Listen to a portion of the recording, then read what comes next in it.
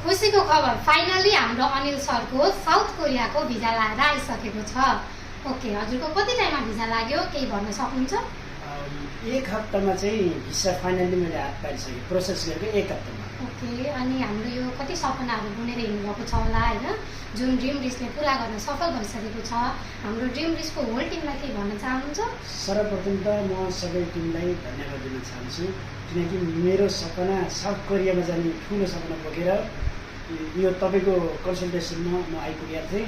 त्यस मेरो सपनालाई चाहिँ तपाईँले सहकारी चाहिँ बनाइदिनु भयो, यसको लागि चाहिँ धेरै धेरै धन्यवाद। यदि तपाईँ पनि जान चाहनुहुन्छ भने ड्रिम रिच ह्युमन रिसोर्स कन्सल्टेसनमा आएर अप्लाई गर्न सक्नुहुन्छ। जस्तै मैले पनि यही अनलाइन मार्फत देखेर आएको थिएँ, आए जस्तै भयो। एकदम होल टिमलाई चाहिँ धन्यवाद दिन चाहन्छु म। नमस्ते।